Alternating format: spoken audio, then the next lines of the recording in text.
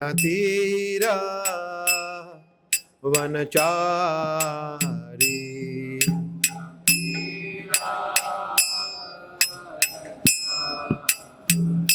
यमुना तीरा वनचारी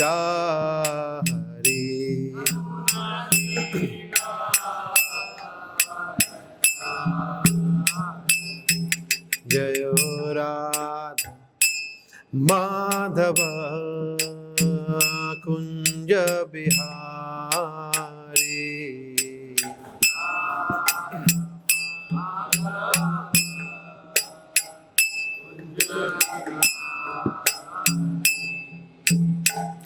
गोपी जन वल्लभ गिरिवरधारी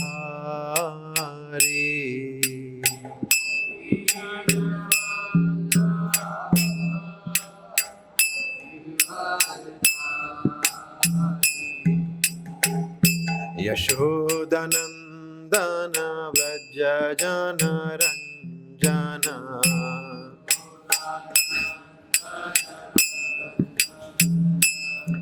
यमुना तीरा वनचारी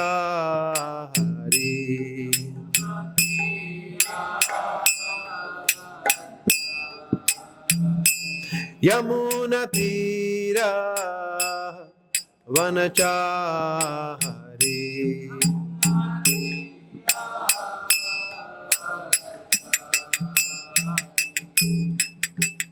हरे कृष्ण कृष्ण कृष्ण हरे हरे हरे राम राम राम राम हरे हरे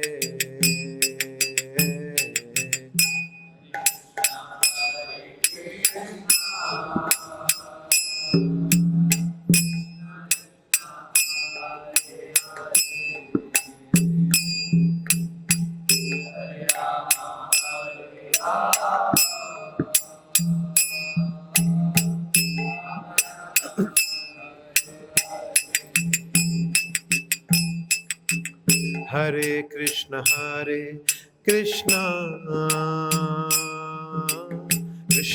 कृष्ण हरे हरे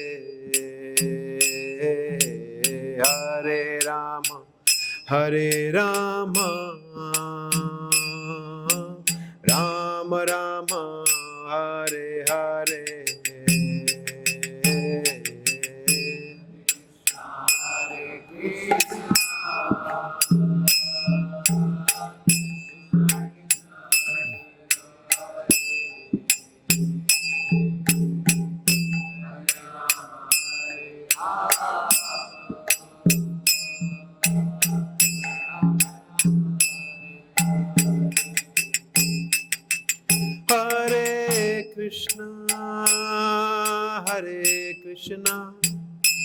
कृष्ण कृष्ण हरे हरे हरे राम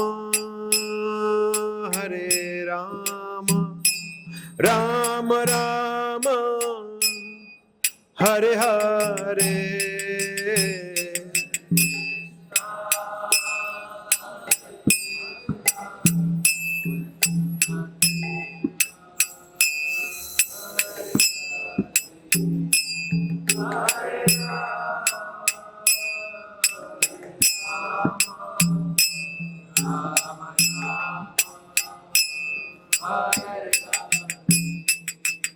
जय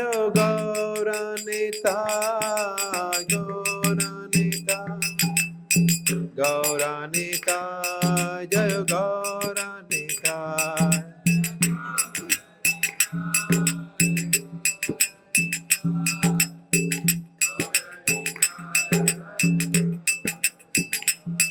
जय जय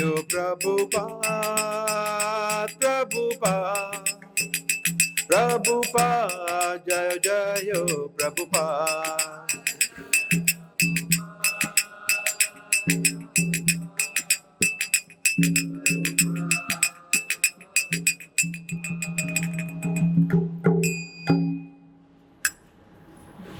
हरिनाम संकीर्तन यज्ञ की जय।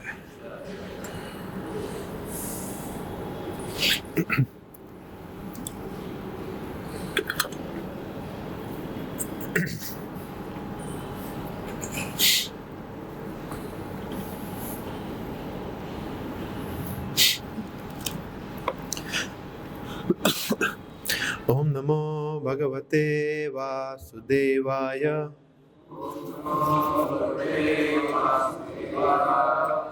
ओम नमो भगवते वासुदेवाय। ओम नमो भगवते वासुदेवाय।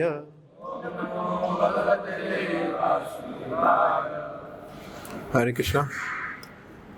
हम लोग पढ़ रहे हैं श्रीमद् भागवतम स्कंद 10 अध्याय 50 श्लोक संख्या 19 और 20। आज 2 श्लोक हम पढ़ेंगे।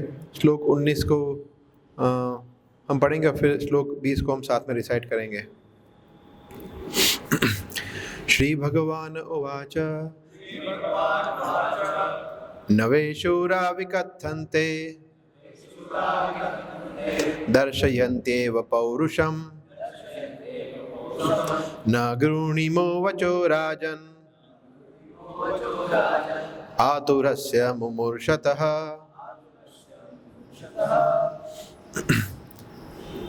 श्लोक संख्या 20। Okay, will read. पहले हम अनुवाद पढ़ लेते हैं। श्री भगवान ने कहा, वास्तविक वीर केवल अकड़ नहीं दिखाते अपितु अपने कार्य के द्वारा पराक्रम का प्रदर्शन करते हैं। जो चिंता से भरा हो और मरना चाहता हो उसके शब्दों को हम गंभीरता से नहीं ले सकते। श्लोक संख्या 20 ये हम साथ में डिसाइड करेंगे। श्री शुक उवाच जरासुतस्ताव अभिसुत्य माधवो महाबलौघेन बलीयसा वृणोत् ससैन्ययान ध्वजवाजी सारथी ससैन्ययान ध्वजवाजी सारथी सूर्यानलो वायुरिवाभ्ररेणुभिः।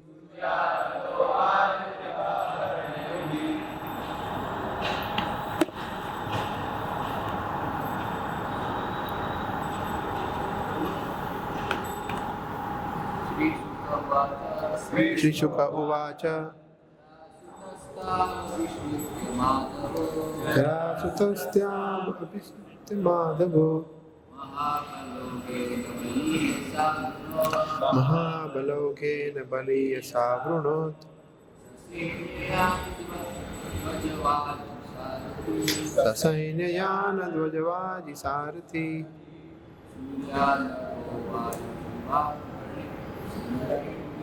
सूर्यानलो वायुरिवाभ्ररेणुभिः। श्री शुक उवाच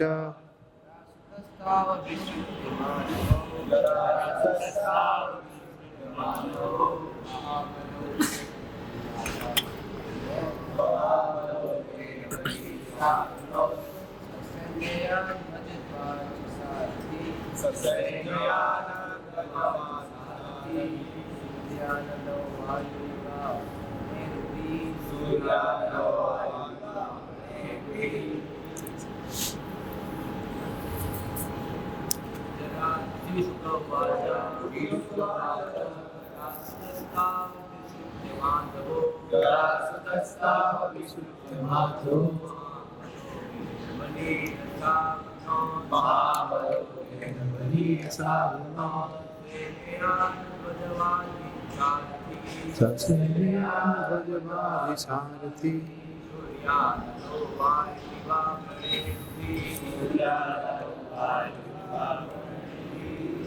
श्री शुक उवाच श्री सुखदेव गोस्वामी ने कहा, जरासुतः जरा का पुत्र, तौ वे दोनों, अभिश्रुत्य पास जाकर, माधवो मधु के वंशज, महा विशाल बल सैन्य शक्ति की, ओघेन बाढ़ से, बलियसा बलवान, आवृणोत घेर लिया, सहित सैन्य सैनिकों के, यान ये रथ, ध्वज झंडे, वाजी घोड़े, सारथी रथ हाँकने वाले, सूर्य सूर्य, अनलव तथा अग्नि, वायु वायु, इव सदृश,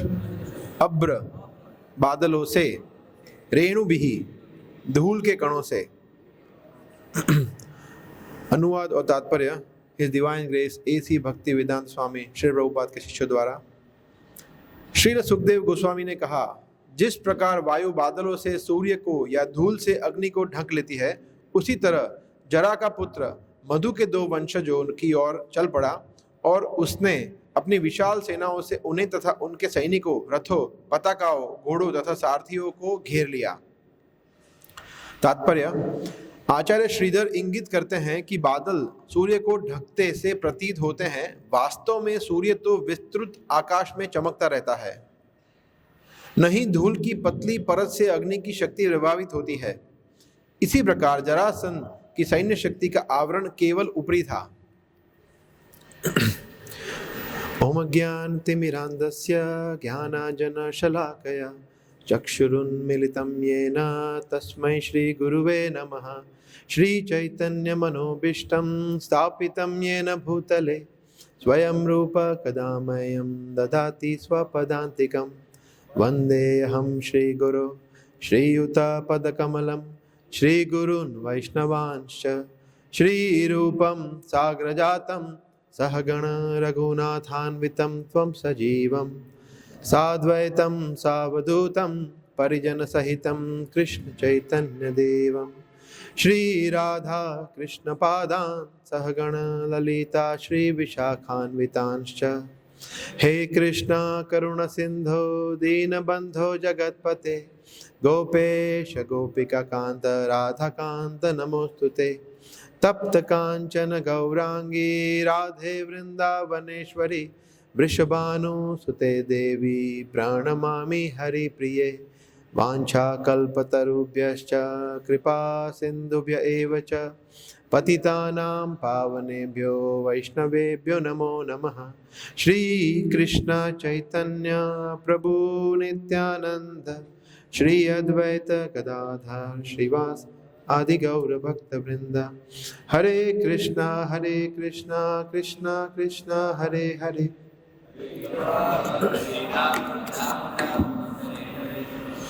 हरे कृष्णा।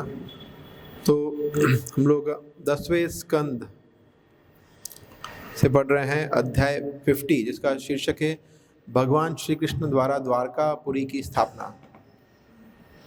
तो अभी 4-5 चैप्टर पहले किसका वध हुआ था? कंस का। सो कंस का वध होने के बाद सब लोग चिंतित हो गए। और कंस वॉज वेरी पावरफुल, बहुत शक्तिशाली था। और कंस को ऐसे ही छोटे से बच्चे ने मार दिया। मतलब अगर कोई बहुत बड़े राजा ने, क्षत्रिय ने, बहुत शूरवीर कोई पूरे सेना के साथ आता और बहुत घमासान युद्ध होता और उसके बाद कंस वीर गति को प्राप्त होता, तो कोई समझ सकता था। ये तो मस्ती करते करते मार दिया। उसको कृष्ण को क्रीड़ा करने के लिए बुलाया था ना, क्रीड़ा देखने के लिए बुलाया था। एक्चुअली तो मल्ल युद्ध देखने के लिए, करने के लिए बुलाया था। और सबको भी बुलाया था कि आओ देखो किस तरह से 2 छोटे छोटे बच्चों का हम चटनी बनाएंगे, है ना। मगर उल्टा हो गया। तो इसलिए काफ़ी लोग चिंतित हो गए, जिसमें से प्रमुख कौन था चिंतित होने वाले? और चिंतित होने वाले या आक्रोश में आकर जरासंध। क्यों जरासंध क्यों बहुत रुष्ट था? तो बता सकते? हाँ, तो एक ही रीजन है, अस्थि और प्राप्ति। 2 पुत्रियों का विवाह किया था, एक ये रीजन है। दूसरा कैन यू थिंक दूसरा क्या रीजन है कि जरासंध को बहुत ज्यादा क्रोध क्यों आया? हाँ, कंस के साथ बहुत अच्छा घनिष्ठ संबंध था, एलिस था। वो तो बाद में दामाद बोलते हैं ना, दामाद बने कंस जी, मगर उसके पहले बहुत अच्छा संबंध था। तो इतने वर्षों से पुराने जो मेरे मित्र थे अभी वो नहीं रहे, तो दूसरा वो भी आक्रोश था। और तीसरा, जनरली देखा जाए तो जो असुर होते हैं, डीमन होते हैं, वो ये बोलते हैं ना, दुश्मन का मित्र दुश्मन और दोस्त का मित्र दोस्त, ऐसा। तो दोस्त का मित्र दुश्मन, ऐसा भी बोलते हैं ना। तो जो असुर होते हैं वो जनरली देखा जाता है कि जो दूसरे कोई भी असुर हो, उसको किसी ने वध किया तो उसका दुश्मन बन जाता है कि ये हमारे असुर कुल का विनाश करेगा। तो ये असुर कुल के खतरा है। इसलिए जनरली स्पीकिंग जो भी असुर होते हैं, डीमंस होते हैं, they are envious specially to lord and lord's devotees, ऐसा। तो जरासंध वही कैटेगरी में था, तो इसलिए वो बहुत ही ज़्यादा क्रोधित हुआ। और हमने आपने आगे कुछ देखा होगा कुछ लोग को पहले कि इस तरह से जरासंध अपनी सेना लेके आ गए। और यहाँ पे भी बताया है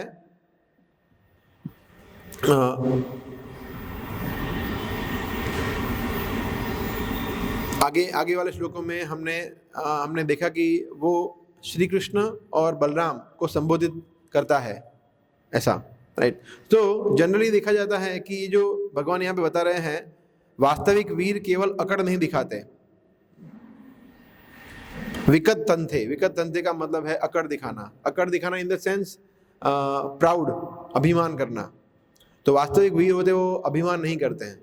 तो बट जनरली देखा जाता है कि जो असुर होते हैं उसमें ये स्वभाव होता है ना। ऐसे अनेक असुरों की गाथा है श्रीमद् भागवतम में। हिरण्यकशिपु और कौन कौन है जो असुर बहुत अहंकारी थे, और भी बहुत सारे हैं। शिशुपाल है, फिर हम देखते हैं रामायण में रावण है। तो ये सभी बहुत अत्यधिक अहंकार, तो अहंकार है वो आसुरी स्वभाव है एक्चुअली। भगवान गीता में 16वें अध्याय में डिटेल में वर्णन किए हैं दैवी और आसुरी स्वभाव। उसमें अहम ईश्वरो अहम भोगी एक कैरेक्टरिस्टिक है। जो व्यक्ति ये समझता है कि मैं भोगता हूँ और मैं कंट्रोलर हूँ, वो 100% असुर है, कृष्ण कहते हैं ये। तो हमें भी अपने आप को पूछना चाहिए कि अगर हम भी ये मानसिकता कहीं ना कहीं हमें रहती है, भले ही ज़्यादा ना हो, छोटी हो, तो हम छोटे असुर हैं, और बड़ी है तो बड़े असुर हैं ना। तो हम देखते हैं कि थोड़ा बहुत तो है ही हमारे अंदर, भोग करने की इच्छा, कंट्रोल करने की इच्छा, एंजॉय करने की इच्छा, राइट। सो इसको कहते हैं आसुरिक वृत्ति। तो जब हम ये ग्रंथ पढ़ते हैं और जब इस तरह से भगवान स्वयं बताते हैं कि जो शूरवीर होते हैं, आगे हम देखेंगे, शूरवीर होते हैं वो इस तरह से अहंकार नहीं करते हैं, ऐसा। जनरली जो असुर होते हैं वो भगवान के भक्तों को साधारण समझते हैं, उनकी शक्ति को समझ नहीं पाते हैं। जैसे क्लासिक एग्जाम्पल है रावण ये मानता था कि ये कौन है, दो छोटे बच्चे और मैं कौन हूँ। मतलब रावण इतना अहंकारी थे खा कि वो मनुष्य को तो गिनता ही नहीं था, कैटेगरी में नहीं गिनता था। तो मनुष्य मेरा क्या बिगाड़ लेंगे, क्योंकि देवताओं को मैंने परास्त किया है, तो ये मनुष्य तो मेरा कुछ नहीं बिगाड़ सकते हैं। तो ये एक विशेष लक्षण होता है, राइट। तो यहाँ पे सेम जरासंध, आगे हम देखे 2 श्लोक पूर्व, तो यहाँ पे बता रहे हैं 17वें श्लोक में जरासंध ने बोला कि अरे पुरुषों में अधम कृष्ण, मैं तुझसे अकेले नहीं लड़ना चाहता, क्योंकि एक बालक से युद्ध करना लज्जा की बात होगी। उसको लगता है कृष्ण से युद्ध करने में वो लज्जा का अनुभव करेगा। तो ये एक और गुण होता है असुरों का कि असुर बहुत जल्दी भूल जाते हैं, तो कुछ याद नहीं रहता है। जरासंध क्या भूल गया, अभी लेटेस्ट फ्रेश, अभी तो न्यूज़पेपर में आया था, कंस गया, टीवी पे मीडिया पे सबने कवरेज किया था, भूल गया।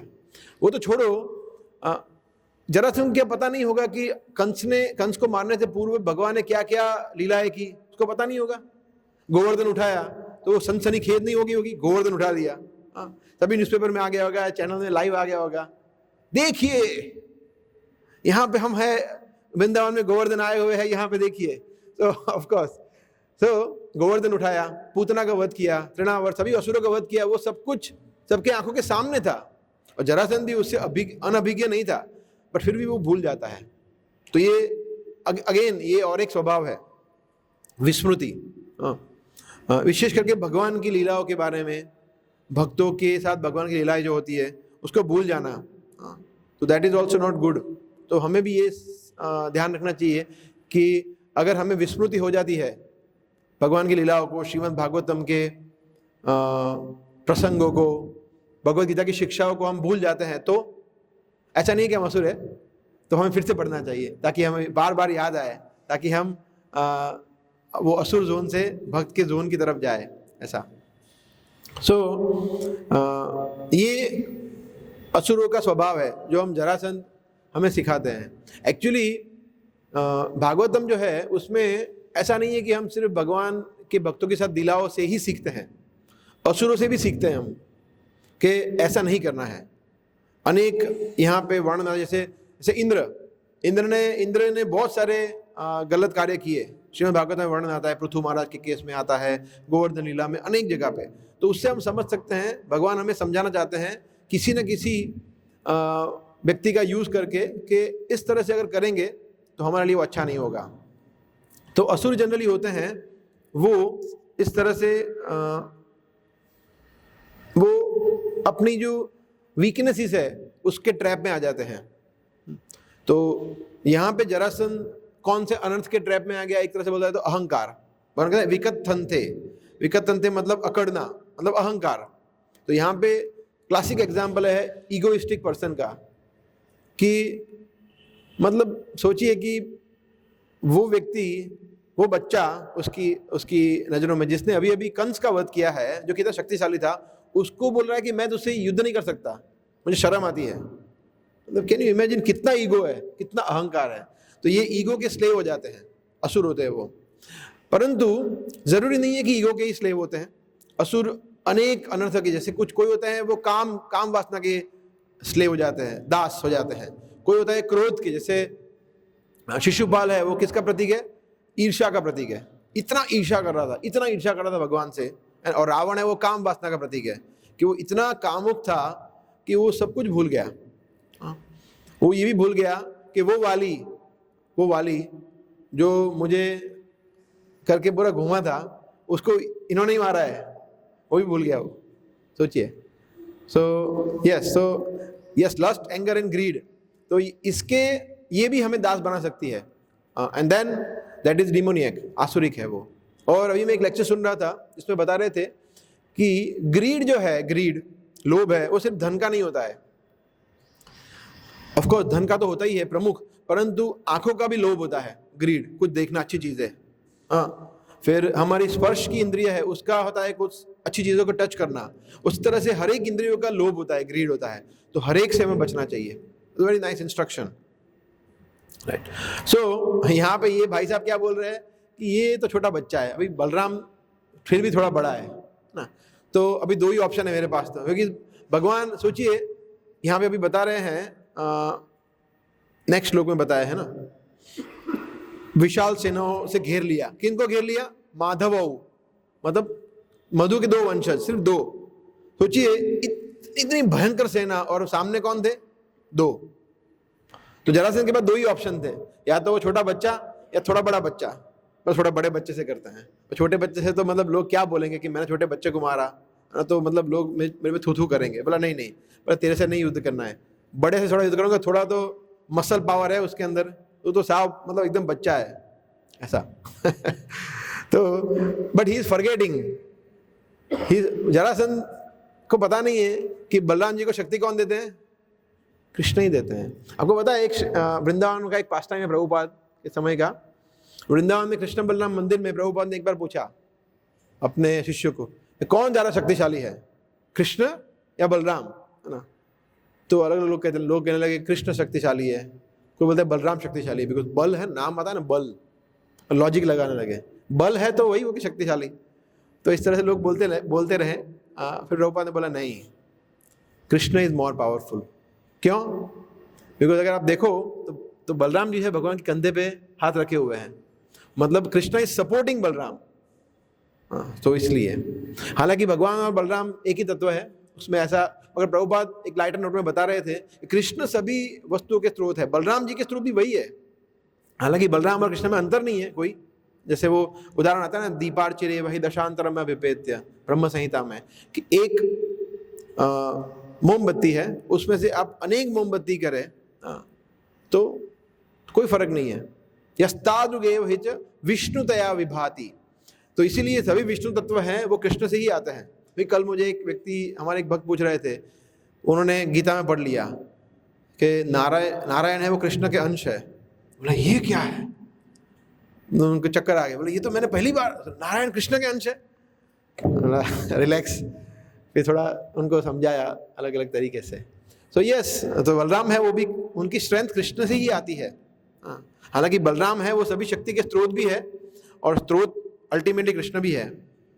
तो जरासंध अगेन उसको पता नहीं है ये। सो कृष्ण यहाँ पे क्या बता रहे हैं, एक और बहुत अच्छा यहाँ भगवान बता रहे हैं, न गृणीमो वचो राजन आतुरस्य मुमूर्षतः।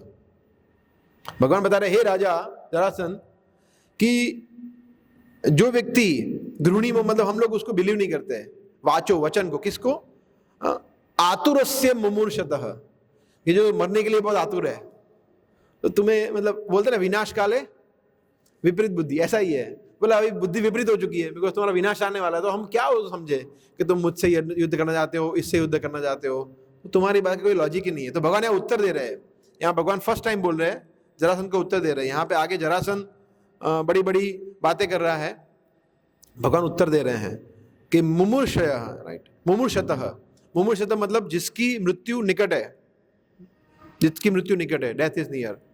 तो दिस इज वेरी नाइस। एक बार प्रभुपाद को एक किसी रिपोर्टर ने पूछा था कि आप इतने सारे यंग लोगों को सन्यासी क्यों बना रहे हो। प्रभुपाद के समय पे यंगेस्ट सन्यासी वो 30-35, उससे ज्यादा, क्योंकि उससे कोई रेंज में थे ही नहीं, उससे ऊपर तो अब 30-35 के आसपास थे। तो बोले ये 25-30 साल के लड़कों को आप सन्यास क्यों बना रहे हो, डंडा क्यों ले रहे हो। तो प्रभुपाद का एक बेस्ट क्वालिटी ये था कि प्रभुपाद बहुत जगह आप लोगों ने देखा होगा कि प्रभुपाद उत्तर नहीं देते थे, क्या करते थे, और प्रश्न पूछते थे। बोला तुम बताओ।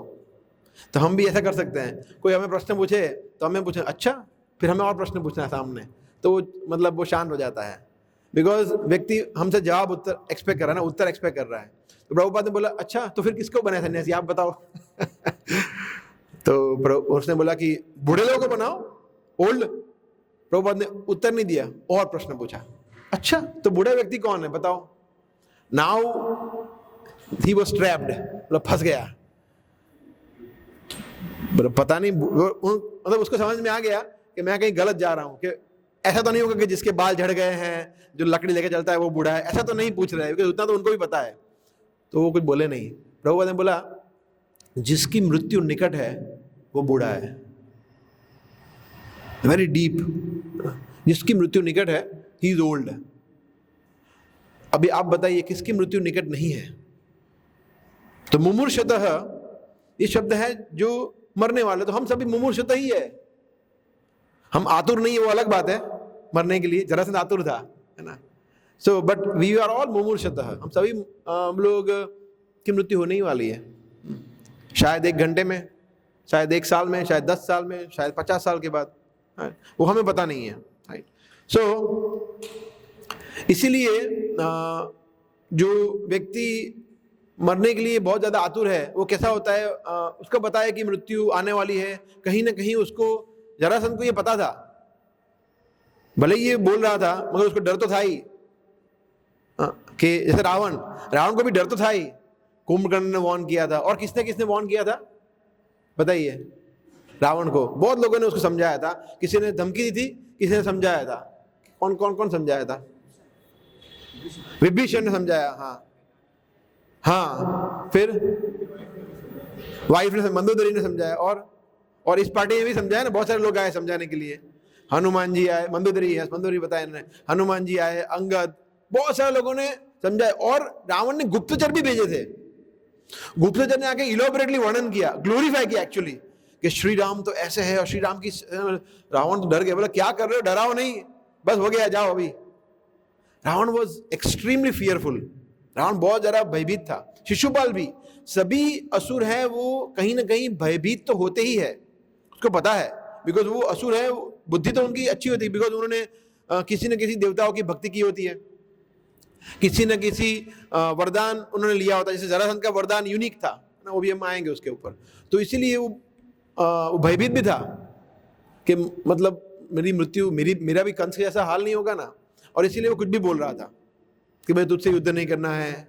हो सकता है उसका पीछे का अंदर का रीजन ये भी हो कि तुझसे युद्ध नहीं करना, तो मार देता है, तो बलराम से शायद मैं बच जाऊंगा, थोड़ा लंबा युद्ध करूंगा, ऐसा। ओके, सो नेक्स्ट लोग जाते हैं हम। यहां बताया जरासुतस्याव अभिश्रुत्य माधवो।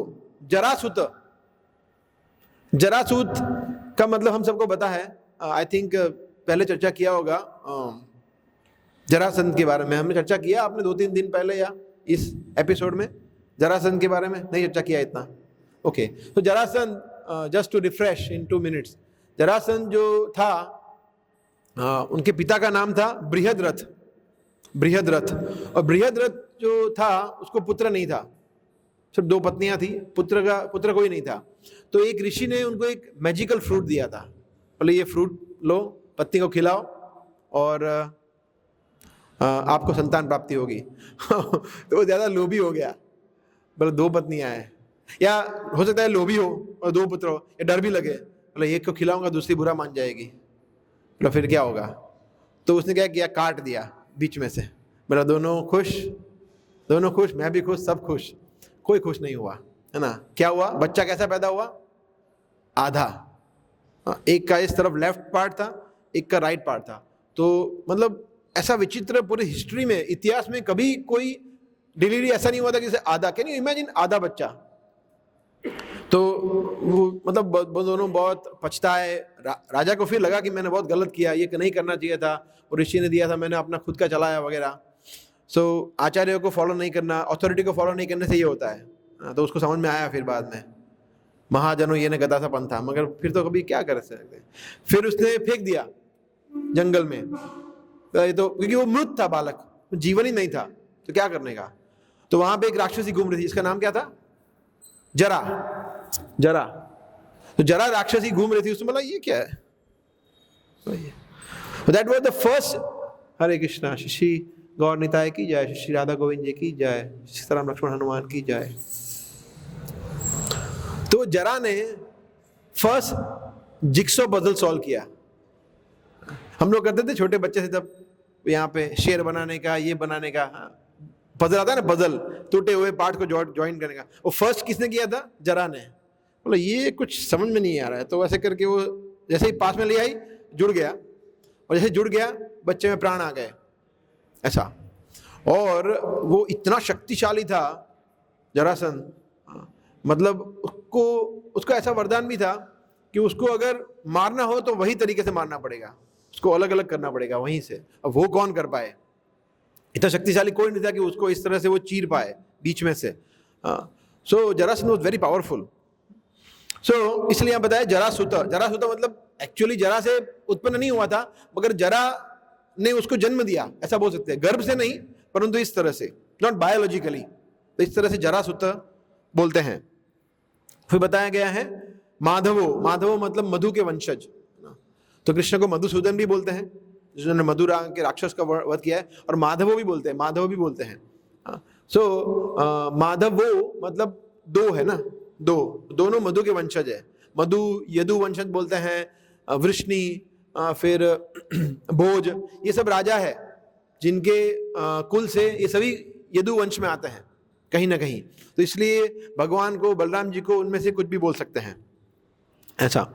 तो हम देखते हैं यहाँ पे महाबलौघे ना बलीय सावृणो, बहुत ही ज्यादा सैन्य शक्ति के साथ वो लोग आए। क्या क्या लेके आए, स मतलब टुगेदर, सैन्य, यान, ध्वज, वाजी और सारथी, 5 वस्तु बताई गई है, सैनिक, रथ, झंडे, घोड़े और सारथी, ऐसा। मतलब एक तरह से बोला जाए तो रथ पूरा सुसज्ज था, सारथी के साथ, रथी के साथ, घोड़े के साथ, ध्वज के साथ, और उसके साथ पैदल भी थे सैनिक। तो बहुत ही विशाल सेना लेके जरासंध आया, है ना। तो ऐसा नहीं है कि जरासंध, और हम आगे देखेंगे कि जरासंध ऐसा कितनी बार आया, 17 टाइम्स, है ना। तो ये भी एक असुर का एक लक्षण है कि एक बार में समझना नहीं है ना। हम लोग भी थोड़े बहुत ऐसे हैं कि हमारे गुरु बोलते हैं, वरिष्ठ भक्त बोलते हैं, शास्त्र बोलते हैं, फिर भी हम बार बार गलती कर बैठते हैं, समझते नहीं है ना। बट 17 बार तो ज़्यादा है थोड़ा, है ना, बहुत ज़्यादा है। 17 बार भगा दिया, 17 बार। तो आप सबको पता ही होगा उसका रीज़न क्या है, कारण क्या है, वाई 17 टाइम्स। बिकॉज कृष्ण, बहुत सारे कारण हैं कि कृष्ण चाहते थे कि जरासंध और लोगों को लेके आए। तो भगवान का आने का पर्पस क्या कृष्ण बता रहे गीता में। कृष्ण क्यों आते हैं? परित्राण साधुनाम और दुष्कृतियों को विनाश करने के लिए। तो दुष्कृति न होते हैं नम्मे, व्हाट इज दैट श्लोका 7वें अध्याय में, नमाम दुष्कृतिनो मूढ़ा प्रपद्यते नराधमा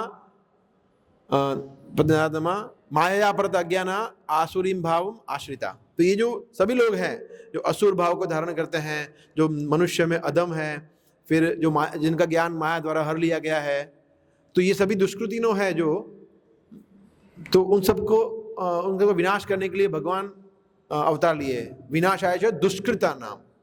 तो इसमें ये सब भी थे शामिल। तो भगवान, तो एक कारण ये है कि भगवान सबको विनाश करना। दूसरा कारण ये भी है कि भगवान जनरली हम देखते हैं कि भगवान ने जो भी बड़े बड़े युद्ध किए, या उसमें भगवान ने हमेशा अपने भक्तों को ग्लोरीफाई किया है। से रामायण में हीरो कौन थे? हनुमान जी, है ना। हनुमान जी अगर आप देखें शुरुआत से अंत तक हनुमान जी की ही गाथा है। चाहे वो सीता माता को खोजने के लिए हो, फिर वो रावण को भयभीत करके लंका जलाने के बारे में हो, या फिर वो पुल बनाने के लिए, बड़े बड़े पहाड़ लाने के लिए, संजीवनी के लिए, हर एक जगह पे। सिमिलरली अर्जुन, तो यहाँ पे किसको हीरो बनाना था? जरासंध को मारने के लिए भीम को ना। तो भीम, मतलब भीम मारेगा जरासंध को, मतलब ये भीम का शिकार है, तो ठीक है मैं अभी नहीं मारता हूँ। तो ये भी एक कारण है। बलराम जी तो मारना चाहते थे, बोला इसको खत्म करो। बार बार वहाँ पे सब लोग चिंता करते हैं, उनको पता नहीं है, वो लोग चिंता कर रहे हैं ना।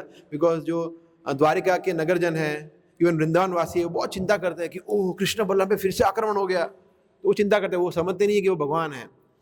तो बलराम जी वो सोच रहे थे कि खत्म करो, क्या है टाइम पास, हमारे पास टाइम यही करना है, बस युद्ध करना है, मारना है, वापस आएगा युद्ध करना है। भगवान बोला नहीं बराबर है, जो कर रहा है करने दो। तो ये भी एक कारण है, भगवान बार बार जरासंध आता है ना। तो भगवान ने शिशुपाल को मारा, कंस को मारा, और इन लोगों को भी भगवान मारना चाहते थे। इसलिए भगवान बोले ये, और कुरुक्षेत्र में भी ऐसा ही तो हुआ। कुरुक्षेत्र में हम देखते हैं कि भगवान यही चाहते थे सबको असेंबल करें। हालांकि भगवान ने फ्रीडम तो दिया, फिर भी धृतराष्ट्र को दिया, दुर्योधन को दिया, उनको फ्रीडम दिया। भगवान ने खुद भी गए समझाने के लिए, स्वयं गए, परंतु वो नहीं माने। भगवान बोले ठीक है, अभी जो मेरा पर्पस है वो मैं सॉल्व करूंगा। तो जो भी कुरु की ओर से जिन्होंने युद्ध किया, या कौरव की ओर से जिन्होंने युद्ध किया, वो सबका भगवान ने समाप्त कर दिया भगवान ने, राइट। हालांकि भगवान जब समाप्त करते हैं फिर भी उनका उद्धार ही होता है, दैट वी अंडरस्टैंड, राइट। सो देख, सोचिए वहाँ पे आप सिर्फ दृश्य, मैं कल सोच रहा था कि वो दृश्य कैसा होगा कि लाखों सैनिक, और यहाँ पे सिर्फ 2 युद्ध करने के लिए, और चारों बाजू से घेर ले। जैसे यहाँ पे बहुत सुंदर उदाहरण दिया है ना, श्रीधर स्वामी यहाँ बताते भी है अपनी टीका में कि मधु के 2 वंशजों की ओर, मतलब उसी तरह से जरासंध मधु के 2 वंशजों की ओर चल पड़ा, और उसने अपनी विशाल सेनाओं से उन्हें तथा उनके सैनिकों, रथों, पताकाओं, घोड़ों तथा सारथियों को घेर लिया। तो घेर लिया भगवान को, राइट। सो और फिर श्रीधर स्वामी यहाँ बता रहे हैं कि 2 उपमा दे रहे हैं, सूर्य की उपमा दे रहे हैं और फायर की उपमा दे रहे हैं कि सूर्य किससे ढक जाता है? बादलों से, और जो अग्नि है वो धुएं से या स्मोक से ढक जाती है ना। तो हमें लगता है कि अभी सूर्य दिख नहीं रहा है, या but it is very temporary, momentary है, तुरंत कभी भी सूर्य आ सकता है। तो इसलिए भगवान अपेरेंटली इस तरह से खेलते हैं, that is the right word, भगवान खेलते हैं। कभी कभी लोग इतने मूर्ख होते हैं, कलयुग में इतने मूर्ख होते हैं, तो कोई शब्द ही नहीं है जो ऐसा बोलते हैं कि देखो ये है आपके भगवान राम। मतलब रावण को मारने के लिए उन्होंने कितने कितने मतलब उनके पास कुछ था ही नहीं। देखो उन्होंने सबसे पहले तो बंदरों की सहायता ली।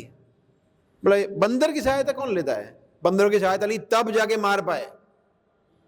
फिर बोला वो खुद नहीं जा पाए, वो सेतु बनाना पड़ा, वो फ्लाई नहीं कर सकते थे तो इतना पावर नहीं था।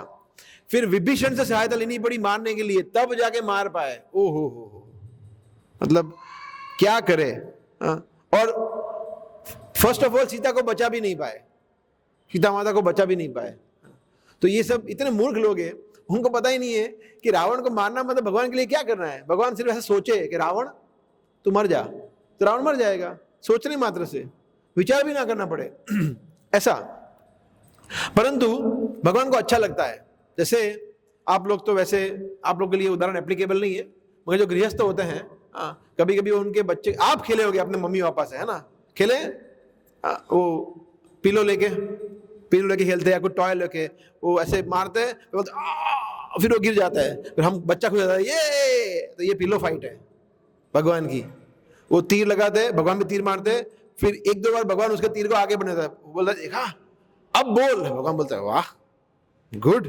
तो उस लगता है कि मैं शक्तिशाली हूँ और लोगों को भी देखते हैं ना, वो टीवी सीरियल में दिखाते हैं ना, ऐसे वो दो तीर आते हैं सामने से, और कभी रावण का तीर आ जाता है, कभी भगवान राम का तीर आ जाता है, और रावण स्माइल करता है, देखा। और रावण के जो सैनिक होते हैं वो भी देखते हैं पूरे, देखो वो तीर गया जा रहा है that is like a pillow fight. वो भगवान खेल रहे हैं। भगवान तुरंत अगर मार देंगे तो भगवान को आनंद नहीं आता है। भगवान के अंदर भी ये युद्ध करने का एक वृत्ति है, इसलिए तो जय विजय को भेजा, 4 कुमार को बुलाया, बोला आओ इनको श्राप दो, इनको नीचे भेजो, फिर मैं आऊंगा, मुझे युद्ध करना है। मतलब वैकुंठ में कौन युद्ध करेगा भगवान से? किसी की हिम्मत है युद्ध करने की? भगवान के सामने कोई देख भी नहीं सकता, नीचे ऐसे देखते, मतलब पूरा चामर करते, मोरपंख करते, पूरा आरती करते, ऐश्वर्य भाव में सेवा होती है। तो भगवान को युद्ध करने की इच्छा, तो मेरे से कोई युद्ध नहीं कर रहा है, कोई झगड़ नहीं रहा है, फाइट नहीं कर रहा है, कुछ भला बुरा बोलता नहीं है मुझे, बोला युद्ध करना है। वहां पे होता है, गोलोक वृंदावन में होता है। गोलोक वृंदावन में क्या होता है कि रूठ जाता है, मधु मंगल बोला जा तेरे से नहीं खेलना है, कट्टी, तो वो सब होता है वहां पे। मगर यहाँ पे तो कुछ होता ही नहीं है। तो भगवान को फिर वो युद्ध करने का, और वहां पे भी ऐसा युद्ध तो नहीं होता है जो यहाँ पे ईर्ष्या वाला, वो नहीं होता है। वहां पे तो खट्टी मीठी नोकझोंक होती है। तो भगवान को जब सीरियसली युद्ध करना होता है तो इस तरह से भगवान लीला करते हैं। सो बट अनफॉर्चुनेटली लोग समझ नहीं पाते हैं। तो जरासंध जिस तरह से बुद्धिहीन है, उस तरह से कलयुग में जो लोग ऐसे सोचते हैं कि भगवान स्ट्रगल कर रहे हैं युद्ध करने में, वो सबसे ज्यादा महामूर्ख है। उनको पता ही नहीं है भगवान कौन है, राइट। जैसे रावण है, शिशुपाल है, जरासंध है, कंस है, उनको शक्ति कहाँ से मिलती है? जिससे हम देखते हैं प्रहलाद महाराज को जब हिरण्यकशिपु पूछता है तेरे अंदर शक्ति कैसे है, डर नहीं लगता है मेरे से? पूरा दुनिया डरता है मेरे से, तो तू डरता क्यों नहीं है? शक्ति तो कहाँ से शक्ति आती है? बोला शक्ति जहाँ आपके अंदर, आपको जो शक्ति देते हैं वही शक्ति के स्रोत मेरे अंदर भी है, सबके अंदर। बोला है कौन है वो शक्ति? तो बताते हैं।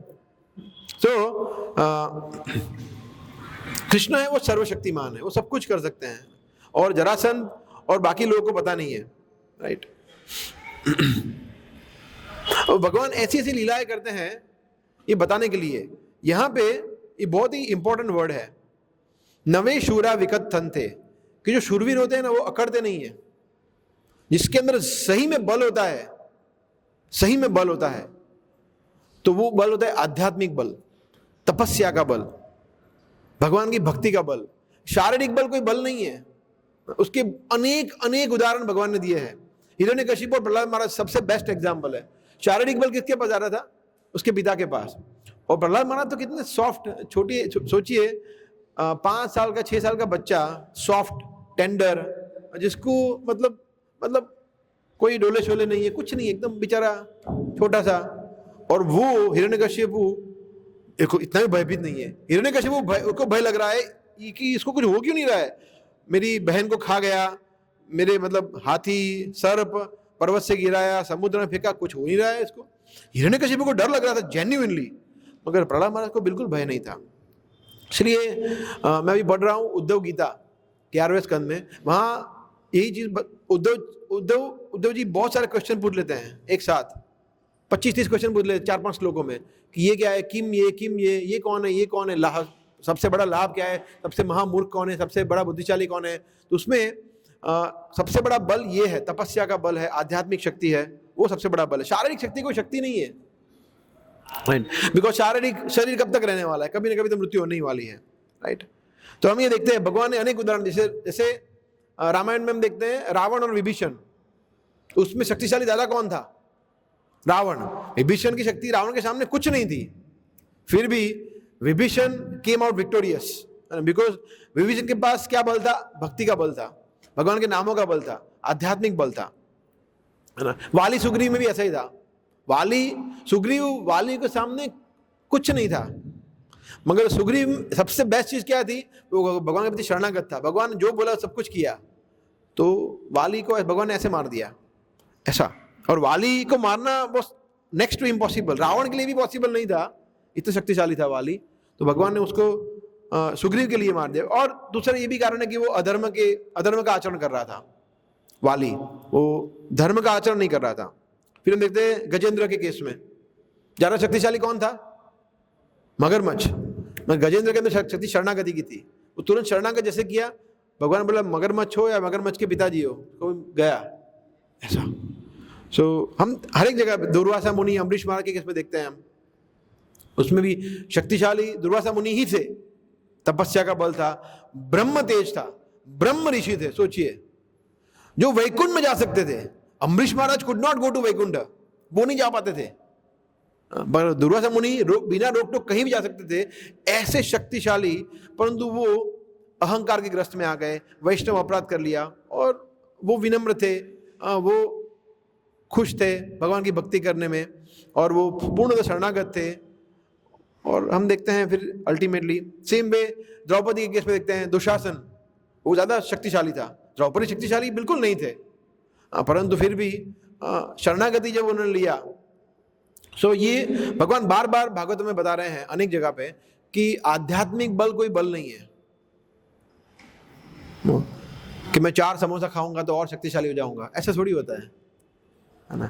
तो हरिनाम का बल है, श्रवण का, भागवतम का बल है, सेवा का बल है, आशीर्वाद का, कृपा का बल है, वो बल ज्यादा इंपॉर्टेंट है। बाकी बल तो कब तक रहेंगे। हमने देखा है ऐसे क्लासिक एग्जाम्पल है वो बॉक्सर मोहम्मद अली, है ना। आप लोगों ने, हम लोग सबको दिखाते हैं ना JOSD कोर्स में मोहम्मद अली, कि मोहम्मद अली क्या बोलता था, आई एम द बेस्ट, ऐसा बोलता था। फिर वही हाथ से जिसको अगर वो किसी को मार दे तो वो मतलब वहीं कहीं ढेर हो जाए, वही हाथ से वो कॉफी का एक ग्लास, पानी का ग्लास भी नहीं उठा पाता था। क्यों, क्या हो गया था उसको, पार्किंसन डिसीज। पार्किंसन डिसीज मतलब वो CNS, central nervous system disorder है, जिसमें धीरे धीरे आपके न्यूरॉन वीक हो जाते हैं, मतलब सिंपल लैंग्वेज में ज्ञान तंतु वीक हो जाते हैं, और व्यक्ति फिर उसका हाथ कांपता है, उठा नहीं पाता है, ऐसा हो गया। वही हाथ जिससे वो बोला मैं सर्वशक्तिमान हूँ। तो शरीर का बल, अभी मैं एक और लेक्चर सुन रहा था जिसमें बता रहे थे कि हमारी इंद्रियां तब तक ही कार्य करेंगी जब तक भगवान की इच्छा है। जब भगवान पावर शक्ति ले लेंगे, विड्रॉ कर लेंगे, तुरंत प्रॉब्लम हो जाएगा, चाहे वो देखने की शक्ति हो, चलने की शक्ति हो। हम देखते हैं आजकल के टाइम पे सबसे ज्यादा कॉमन चीज क्या है पता है, बीमारियों में स्ट्रोक, हार्ट अटैक, ऐसी जो लाइफस्टाइल डिसीज है ना, जो, और वो ऐसे आता है 30 साल वाले को भी ऐसे, 40 साल, 60 साल, 70 साल, और जैसे ही स्ट्रोक आता है, हार्ट अटैक आता है, व्यक्ति मतलब बहुत ही ज्यादा बेड रिडन हो जाता है। जैसे स्पेशली विद स्ट्रोक, मेरे बहुत सारे कॉन्टेक्स्ट में बहुत सारे लोगों को ये हुआ है, और मैंने देखा है कि स्ट्रोक होता है, जब व्यक्ति को स्ट्रोक आता है, ब्रेन स्ट्रोक आता है या कार्डियक अरेस्ट आता है, तो मतलब खत्म। फिर वो कम से कम हो सकता है कि वो रिकवर हो जाए, मगर 2 महीना, 4 महीना, 6 महीना, वो कंप्लीट रिकवरी बहुत रेयरली आती है। तो भगवान ने वो शक्ति खींच ली तो मतलब नहीं कर पाते, किसी न किसी कारण से, कर्म भी हो सकते हैं, कोई भी कारण हो सकता है। So that is very important. Krishna कहते हैं गीता में 7वें अध्याय में, बलम बलवता चाहम काम राग विवर्जितम धर्मा अविरुद्धो भूतेषु कामोस्मि भरतर्षभ। कृष्ण कहते हैं कि बलवान जो शक्तिशाली, उसका शक्ति बल कौन है? मैं हूं। 7वें अध्याय में भगवान अलग अलग बताया है, रसोहम अपसु कौन्तेय, सब पूरा 7वां अध्याय जो है उसमें 10th चैप्टर का ट्रेलर है। भगवान जो ऐश्वर्य बता रहे हैं 10वें अध्याय में गीता में, तो भगवान उसका ट्रेलर दिखा रहे हैं 7वें अध्याय में, ताकि अर्जुन को और जिज्ञासा हो कि हाँ मैंने सुना तो था मगर बहुत कम सुना था, डिटेल में सुनना है। भगवान ने फिर पूरा चैप्टर बोल दिया अपने ऐश्वर्य के बारे में। तो इसमें भगवान कहते हैं कि मैं बलवानों का बल हूं मैं। तो इसलिए जरासंध को पता ही नहीं है कि वो जिस शक्ति पे कूद रहा है वो शक्ति उन्हीं से आ रही है और कभी भी जा सकती है, ऐसे, राइट। सो और भगवान 10वें अध्याय में बता रहे हैं यद्यद विभूति मत सत्वम, कि जो पूरे 10वें अध्याय में पूरे ऐश्वर्य को बोलने के बाद भगवान बोल रहे हैं कि ये तो ठीक है कि मैं इसमें ये हूं, इसमें वो हूं, मैंने पूरा बताया, परंतु जहां जहां भी तुम्हें ऐसा कुछ दिखे कि जो something wonderful, something which is out of this world, समझ लो वो मेरे कारण है। ऐसा जरासंध की एक्स्ट्राऑर्डिनरी शक्ति थी, जो ऐसे करके ऐसे मारो और ऐसे फेंको तब, तो वो कृष्ण के कारण है। कृष्ण बोल रहे हैं कि वो भी मैं ही हूं, ऐसा। सो भगवान जो है वो किसी को भी इस तरह से डिफीट कर सकते हैं। जरासंध तो बहुत तुच्छ है। भगवान ने बड़े बड़े लोगों को इस तरह, जैसे भस्मासुर, हम देखते हैं भस्मासुर के केस में श्रीमद् भागवत में आता है कि भस्मासुर है, उसने वरदान मांगा जाके मैं किसी के भी सर पे हाथ रखूं वो भस्म हो जाए, क्रेजी वरदान। और शिव जी फिर भयभीत हो गए, शिव जी बोले ये तो क्या कर रहा है। फिर भगवान ने किसी ट्रिक किया उसको और फिर वो उसके विनाश हो गया। जयद्रथ के केस में भी ऐसा ही था ना। जयद्रथ जो था उसको कैसा यूनिक वरदान मिला था। ऐसा वरदान कौन मांगता है जो मुझे मारे उसके सर के टुकड़े हो जाए, जो जिसके कारण मेरा सर नीचे गिरे उसके खुद के सर के टुकड़े हो जाए, मतलब। तो उसके पिता ने वरदान दिया था, उसको पिता का ही वो भोगना पड़ा, ऐसा विचित्र वरदान। भगवान सब कुछ करते हैं। जैसे इंद्रजीत, मेघनाथ को वरदान था कि वही व्यक्ति उसको मार पाएगा जिसने 12 से 14 साल ब्रह्मचर्य व्रत का पालन किया हो, जो सोया ना हो, कूड़ा केश हो, जिसने अपनी इंद्रियों पर विजय की हो, ऐसा व्यक्ति। ऐसा व्यक्ति 12 साल 14 साल मतलब टू मच। ऐसा कौन हो सकता है जो, ठीक है ब्रह्मचर्य का पालन आप लोग करते हैं मगर 12 साल सोना ना सोना ये तो थोड़ा ज्यादा हो गया है ना, व्यक्ति नहीं जी रह सकता। तो लक्ष्मण जी थे भगवान की कृपा से, और लक्ष्मण जी ने मेघनाथ का वध किया। So only he could do that, और कोई नहीं था जो ऐसा कर पाए, राइट। सो भगवान ऐसे हैं कि जो उनके द्वेषी है, असुर है, उनके लिए वज्र के समान है, मतलब वो कुछ भी कर सकते हैं। और जब हम, एक और चीज मैंने देखी है कि भगवान से संबंधित जो भी चीज होती है ना वो यूनिक होती है। जैसे फॉर एग्जाम्पल हरे कृष्ण महामंत्र की मेलोडीज कितनी है, अनंत है, खत्म ही नहीं होती, नई नई आती रहती है। भगवान के नाम कितने हैं, अनंत है। इसी तरह से और यूनिक है।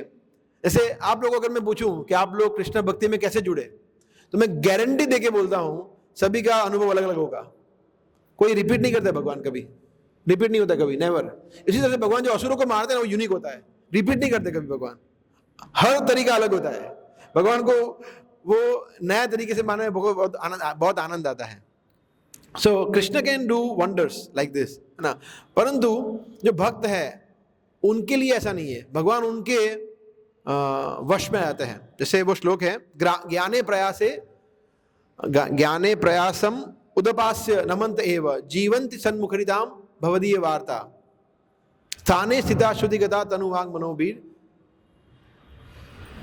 ये प्रयास अजीतो जीतो अपि असि तैस त्रिलोक्यम। ब्रह्मा जी कहते हैं ये जब वो पूरा होता है ब्रह्म विमोहन लीला, उसके बाद ब्रह्मा जी प्रार्थना करते हैं, उसमें ये शुरुआत में इस श्लोकों में आता है। ब्रह्मा जी कहते हैं जो व्यक्ति ज्ञान और प्रयास उसको उपादस्य मतलब उसको छोड़ के उसका त्याग करता है, अपने ज्ञान से, अपने एंडेवर से, प्रयास को वो छोड़ देता है, और नमन देव, और आपके चरणों में नमन करता है, आपकी भक्ति में जुड़ता है, और जीवंती सन्मुखरिताम भवदीय वार्ता। सन्मुखरिताम मतलब सत, जो भगवान के भक्त हैं उनके मुखारविंद से भगवदीय वार्ता, आपकी वार्ता, आपकी कथा, आपकी शिक्षा को ग्रहण करता है जो व्यक्ति, तो हमें क्या करना है, सब एफर्ट छोड़ देने हैं अपनी शक्ति पे। जो जरासंध यहाँ पे अपनी शक्ति पर इतना अभिमान था, हमें भी कभी कभी अहंकार हो सकता है कि मैं तो देखो कितना अच्छा गाता हूँ, मेरे से ज़्यादा वैरायटी मृदंग बजाने में किसी की नहीं है, मैं ज़्यादा वैरायटी करता हूँ, ऐसे बजाता हूँ, ऐसे बजाता हूँ, ऐसे बजाता हूँ, हाँ मैं यूनिक हूँ, या मैं अच्छे श्लोक बोलता हूँ, या मैं अच्छा कीर्तन करता हूँ, अच्छा मैं नृत्य कर सकता हूँ। मेरे डांस स्टेप है ना वो कोई फॉलो नहीं कर पाता, यूनिक होता है, इसलिए तो मेरे बाजू में आप रहेंगे प्रभु जी, मगर थोड़ा डिफिकल्ट रहेगा आपको। तो जो भी इस तरह का अहंकार होता है, प्रयास है, ज्ञान है, उसको हमें छोड़ देना है, ब्रह्मा जी कह रहे हैं ये। और भगवान के भक्तों से जब भगवान की कथा वार्ता सुनते हैं, और उसके साथ साथ स्थाने स्थिता, जो भी आश्रम में है, जो भी स्थान में है, गृहस्थ है, ब्रह्मचारी है, उसमें रह के श्रुतिगताम तनुवाम सुनना है, और तनुवांग मनो मतलब शरीर से, मन से और वचन से मतलब वाणी से भगवान की सेवा में जुड़ना है। अगर ये करते हैं हम व्यक्ति तो अजीत, भगवान कौन है, अजीत है, शिशुपाल है, कंस है, मतलब कोई दुनिया में ऐसा कोई व्यक्ति है ही नहीं जो उनको जीत पाया है, कोई नहीं है जो भगवान को जीते, इसलिए उनका नाम अजीत है। तो वो जीत लिए जाते हैं, ये प्रयास हो, अजीतो जीतो अपी, अपी मतलब फिर भी, वो अजीत है फिर भी वो जीत लिए जाते हैं वो भक्तों से, जो ऐसा है भक्त। तो इसलिए अगर भगवान कॉन्कर करना है, प्रभुपाद अनेक बार ये श्लोक कोट किया है कि अगर भगवान को जीतना है तो ये श्लोक बहुत सुंदर है कि हमारे प्रयास से, हमारे ज्ञान से, हमारी शक्ति से, अहंकार को सब कुछ बाजू में रख देना है, और बहुत ही विनम्रता से भक्तों के मुख से भगवान की कथा को सुननी है, और अपने मन वचन कर्मों को भगवान की सेवा में जोड़ना है। इतना करेंगे। एक्चुअली 14, ये जो 14 चैप्टर है ब्रह्मा जी की प्रार्थना, ये one of the best prayers है भागवतम की, one of the best prayer. उसमें क्या क्या ब्रह्मा जी ने अपने रियलाइजेशंस बोले हैं, क्योंकि वो ब्रह्मा जी, यहाँ भी लिखा है ना, जानंतु एव जानंतु, यहाँ सामने लिखा है, उधर पीछे, वो भी आप पढ़ सकते हैं कभी, कि आपको कौन समझ सकता है। मैं ब्रह्मा अंडर साइन करता हूँ कि मैं आपको समझ नहीं सकता हूँ। मनुषो वपुषो वाचो वैभवम तव गोचरः, क्या आपके वैभव को मैं कैसे समझूँ, आपके ऐश्वर्य कैसे समझूँ मैं। सो या 14 चैप्टर इज वेरी नाइस। तो यहाँ पे जरासंध जो है वो प्रतीक किसका है, जरासंध प्रतीक है अनर्थों का, वैष्णव के प्रति अपराध का, भगवान के प्रति ईर्ष्या का। तो ये सब जब करेंगे, जैसे उसके अंदर क्या अनर्थ था, क्रोध, अत्यंत क्रोध था, तो ये बहुत बड़ा अनर्थ है। फिर बदले की भावना, रिवेंज, ये ईर्ष्या, तो ये सब हमारे अंदर भी होता ही है। तो इसको अगर हम जरासंध की तरह बाहर निकालेंगे तो फिर हमारे लिए बहुत ज़्यादा प्रॉब्लम होगा। So that's what we learn from this pastime. So अगर हम इस तरह से अपराध करेंगे, वैष्णव का अपराध करेंगे, या क्रोध की भावना होगी, बदले की भावना होगी, रिवेंज या ईर्ष्या, then what happens कि भगवान है हमारे सामने अपने आप को रिवील नहीं करते हैं। फिर हरिनाम में हमें रुचि नहीं आती है, भगवान नामों के माध्यम से प्रकट नहीं होते हैं, भगवान हमें विग्रह में भगवान दिखते नहीं हैं, भागवतम में रुचि नहीं आती है, भागवतम क्लास में नींद आती है, या फिर हो सकता है कि हमें सेवा करने में उत्साह ना हो। तो ये सब चीज़ें होती है बिकॉज अभी भी जरासंध की मेंटालिटी को हम कैरी कर रहे हैं ऐसा। तो जरासंध की मेंटालिटी से बाहर निकलना बहुत ज़रूरी है ना। सिर्फ एक चीज़ में हमें अच्छा लगता है, उत्साह बढ़ता है प्रसाद लेने में, है ना। तो वो हालांकि प्रसाद इसलिए अच्छा है, but that is very lower consciousness, अन्नमय कॉन्शियसनेस, है ना। सिर्फ हम प्रसाद के लिए उत्साही होता है, प्रभु जी कब जब बोलो तब। ये 3 बार क्यों देते हैं, भगवान को तो 6 बार लेते हैं, भक्तों को तो उनसे भी ज़्यादा मिलना चाहिए ना, है ना। और जगन्नाथपुरी में तो अनलिमिटेडली मिलता है ना। मुझे लगता है जगन्नाथपुरी शिफ्ट हो जाऊँ। तो एनीवे, सो या let us try to keep our heart very pure. And ये जरासंध वृत्ति से अगर हम भगवान से प्रार्थना करते हैं, वैष्णव से प्रार्थना करते हैं कि हम जरासंध वृत्ति से अपने आप को मुक्त कर पाए, देन कृष्णा फिर भगवान अपने आप को प्रकट करते हैं अलग अलग माध्यमों से, अपने कथा के माध्यम से, नाम के माध्यम से, विग्रह के माध्यम से, प्रसादम के माध्यम से भी, ऑफ कोर्स ऑल। ठीक है, okay, thank you very much. Hare Krishna. Shri Prabhupada की जय। यस। Yeah. जो काफ़ी लाइक क्लास था और भगवान लोग के बारे में समझ एक प्रश्न था जिसमें हमने बताया कि आसुरी गुण होता है कि अगर हम जैसे आप बताया जैसे इंद्रदेव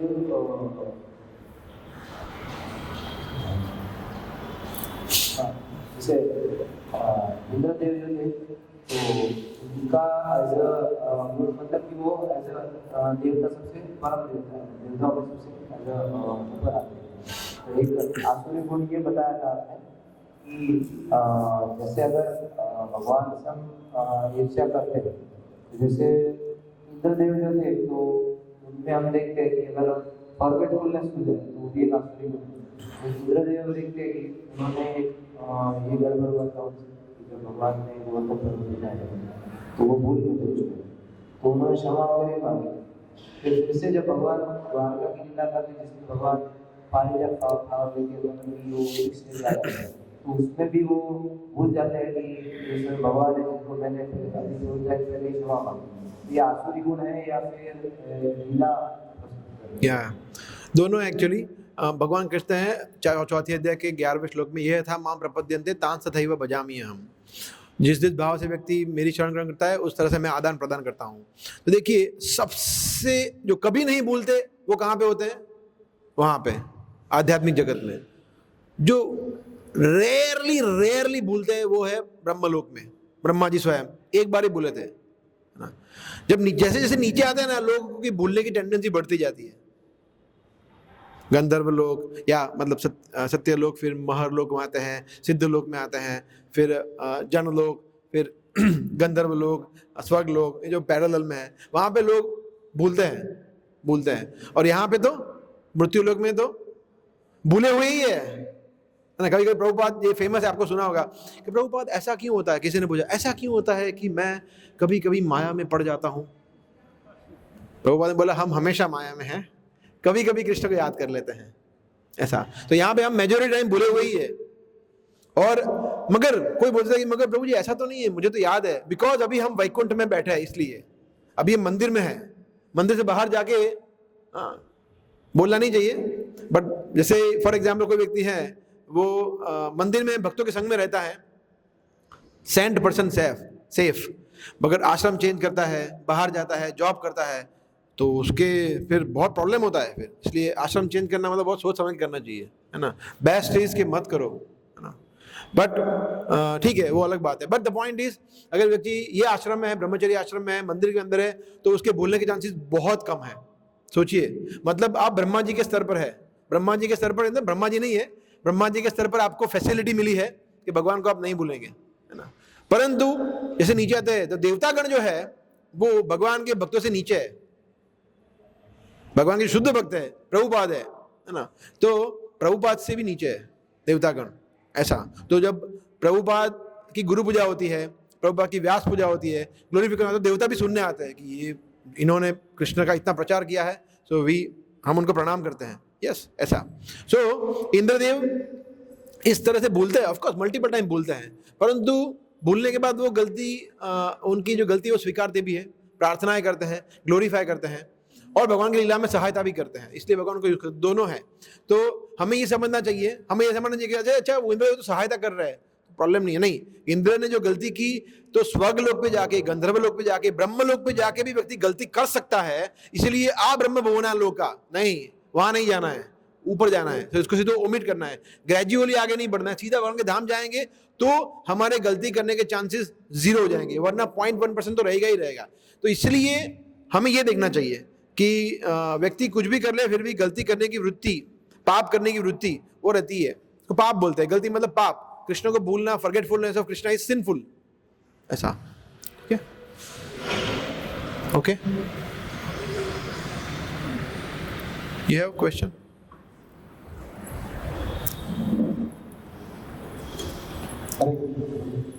और मेरा क्वेश्चन है जैसे आपने बोला कि आध्यात्मिक बल इम्पोर्टेंट है, शारीरिक आध्यात्मिक बल इम्पोर्टेंट,